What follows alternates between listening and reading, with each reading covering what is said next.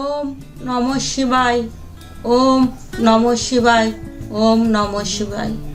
নমস্কার বন্ধুরা, ফুলমালা ব্লগ চ্যানেলের নতুন আরেকটি ভিডিওতে সবাইকে শুভেচ্ছা এবং অভিনন্দন। আসছে বৈশাখ মাস, মহাদেবের কৃপায়।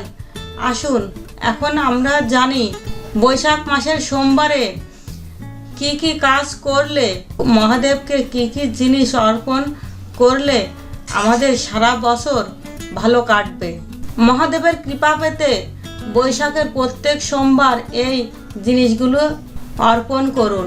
প্রত্যেক দেবতার ভিন্ন ভিন্ন পছন্দ রয়েছে, এই সব দিয়ে পূজা করলে দেবতারা সন্তুষ্ট হন।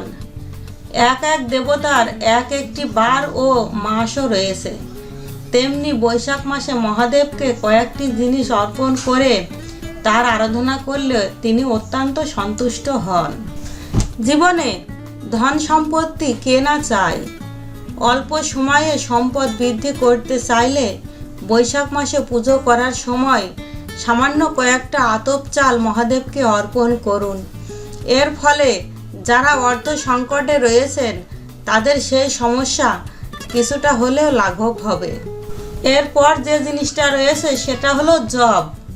বন্ধুরা, অনেক সময় দেখা যায় নানান ধরনের খারাপ ঘটনা বেশ কিছুদিন ধরে ঘটেই চলেছে। এই অবস্থায় যদি মহাদেবকে জব অর্পণ করা যায় তাহলে অত্যন্ত শুভ ফল পাওয়া যায়। গম, মহাদেবকে গম অর্পণ করলে বাবা মা হওয়ার স্বপ্ন দ্রুত পূরণ হয়।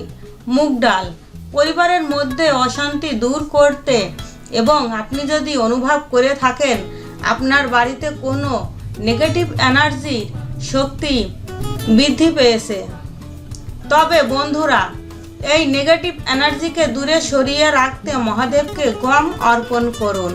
সোমবার পূজার সময় মহাদেবকে গম অর্পণ করলে আপনি এর থেকে সুফল পেতে পারেন।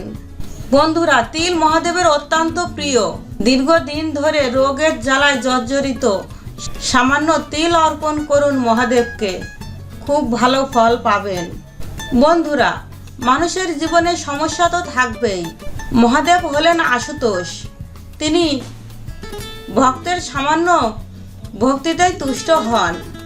তাই এই বৈশাখ মাসে আপনি যদি এই সব কাজগুলো করেন তাহলে মহাদেবের কৃপায় হয়তো সারা বছর আপনার ভালো কাটতে পারে। ভিডিওটি ভালো লেগে থাকলে লাইক, কমেন্ট এবং শেয়ার করে দিবেন এবং আপনি যদি আমাদের চ্যানেলে নতুন হয়ে থাকেন তাহলে চ্যানেলটি সাবস্ক্রাইব করে বেল বাটন প্রেস করে রাখবেন আমাদের চ্যানেলের নতুন নতুন ভিডিওর আপডেট সবার আগে জানতে।